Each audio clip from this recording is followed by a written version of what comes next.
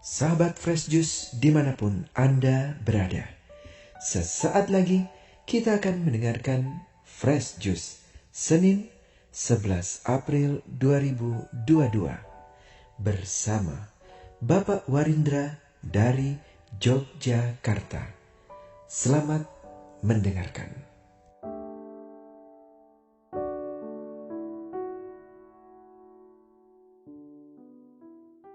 Sahabat Fresh Juice, berkah dalam. Selamat berjumpa, saya Warindra dari Yogyakarta. Tidak terasa kita sudah memasuki Pekan Suci. Marilah kita dengarkan Sabda Tuhan hari ini, Senin 11 April 2022. Inilah Injil Suci Tuhan kita Yesus Kristus menurut Santo Yohanes. Yesus diurapi di Betania.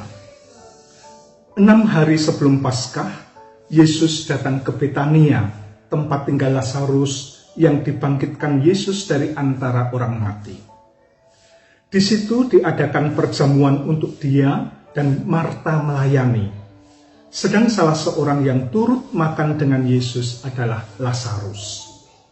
Maka Maria mengambil setengah kati minyak narwastu murni yang mahal harganya, lalu meminyaki kaki Yesus dan menyikanya dengan rambutnya, dan bau minyak semerbak di seluruh rumah itu.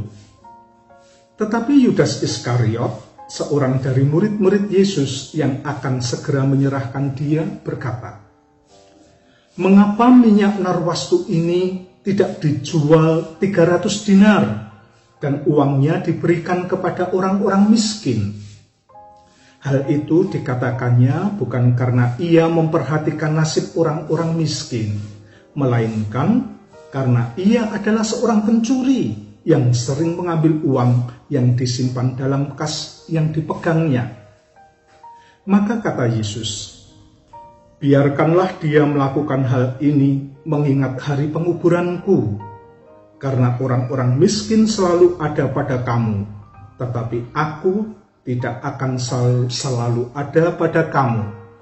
Demikianlah Injil Tuhan. Sahabat Fresh Juice terkasih, semua sehat? Saya harap begitu. Siapakah di antara kita yang belum pernah mengenal keroan? Biasanya keroan dilakukan dengan mengulas minyak gosok sebelumnya. Atau siapa belum pernah diulasi minyak saat keseliu atau memar? Ternyata tradisi mengulasi bagian tubuh dengan unsur minyak ini sudah lama dikenal di berbagai belahan bumi. Umat Perjanjian Lama sudah mengenal pengolasan minyak ini. Mengulas atau aleipho dalam bahasa Yunani dilakukan dengan minyak tertentu untuk tujuan kesehatan badan, maupun minyak yang berbau harum untuk keindahan atau ungkapan kegembiraan. Mengapa yang dipakai adalah minyak? Orang-orang zaman dahulu meyakini bahwa minyak mampu menembusi semuanya, termasuk batu, apalagi tubuh manusia. Karena itulah setelah dioles minyak, kita bisa merasakan hangatnya meresap dalam tubuh. Praksis pemanfaatan fungsi minyak dalam hidup sehari-hari ini kemudian juga dibawa di ranah peribadatan, termasuk tradisi pengurapan. Mengurapi atau masyah dalam bahasa Ibrani dilakukan dengan materi minyak. Minyak yang bisa meresap masuk menjadi lambang wujud roh Allah sendiri yang meresap masuk pada yang diurapi. Nah, siapa yang diurapi?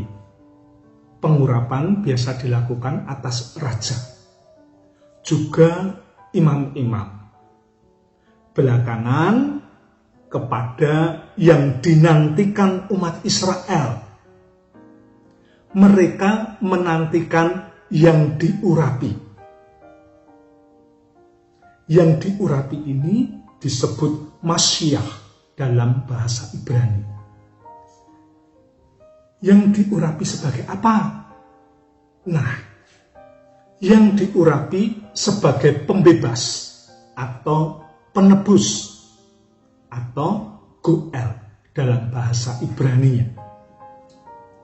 Bacaan hari ini menyinggung hal itu, baik soal minyak maupun soal pengurapan.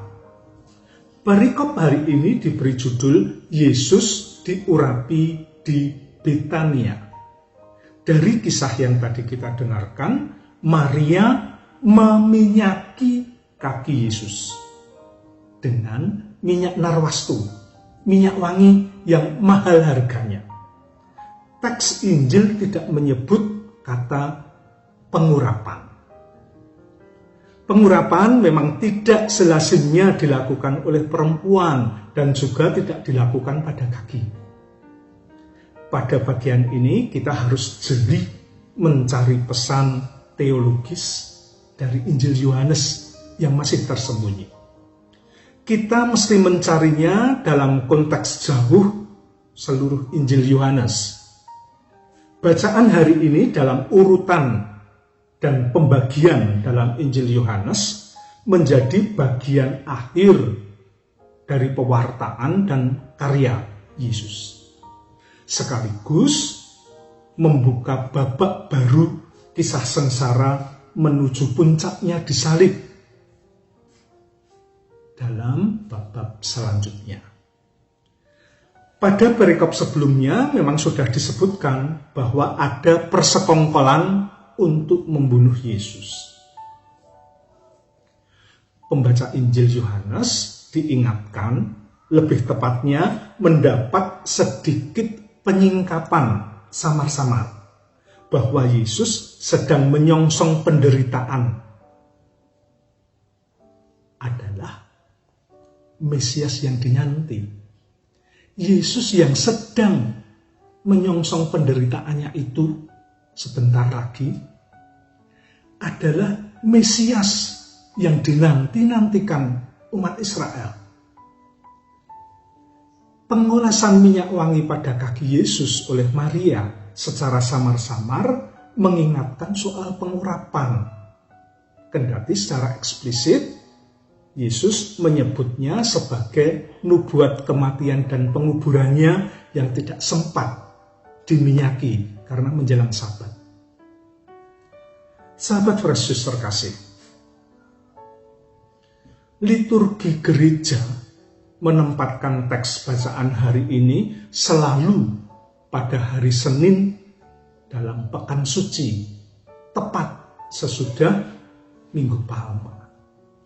Kita diajak mulai fokus pada penderitaan Yesus menuju Jumat Agung, sebelum nanti pemuncakannya pada kebangkitan.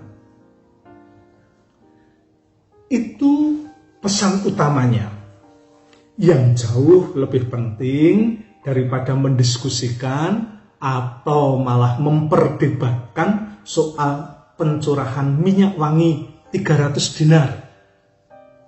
Dinar atau denarius adalah mata uang Romawi pada zaman Yesus.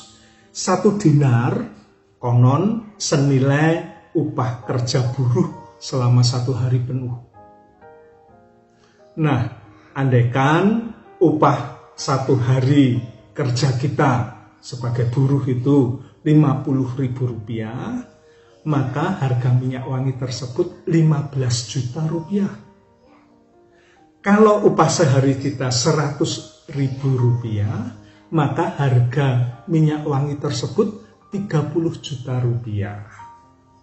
Angka itu tentu relatif besar untuk minyak wangi yang ditumpahkan di kaki.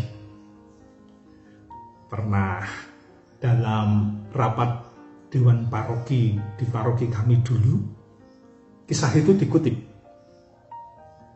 Saat itu bidang liturgi mengusung konser dalam Ekaristi Malam Paskah. Tapi setelah dikalkulasi angkanya ternyata amat tinggi. Panitia diminta menggalang dana dari umat. Nah, tapi wakil-wakil ketua wilayah keberatan. Alasannya umat sudah banyak mendapat tarian sumbangan untuk Paskah. Ada kotak KPP, ada amplop sumbangan untuk pelaksanaan Trihari Suci, ada amplop sumbangan untuk Paskahan Pia.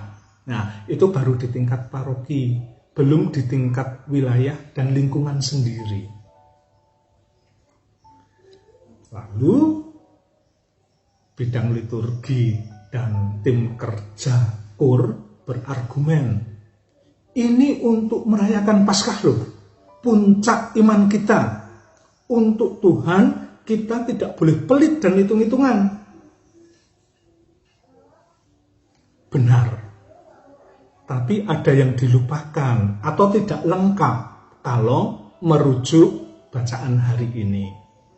Maria mencurahkan minyak wangi 300 dinar. Itu adalah ungkapan iman pribadi dengan harta milik sendiri. Bukan uang komunitas, bukan uang umat. Ini yang mesti diperhatikan dan patut dicontoh di ranah penghayatan iman pribadi. Total, tidak eman, tidak hitung-hitungan untuk Tuhan. Harapannya juga lalu tidak pelit terhadap sesama. Sahabat Fresh Juice terkasih, marilah kita tuntaskan laku tobat kita di masa Prapaskah ini. Kita jalani puasa dan pantang dengan sukacita. Kita tingkatkan doa dan ikhlas berderma untuk sesama. Paskah sudah dekat. Salam sehat dan berkah dalam.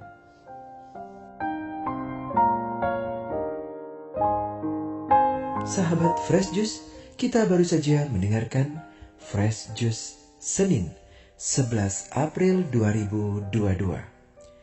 Terima kasih kepada Bapak Warindra untuk renungannya pada hari ini. Sampai berjumpa kembali dalam Fresh Juice edisi selanjutnya. Jaga kesehatan dan salam Fresh Juice.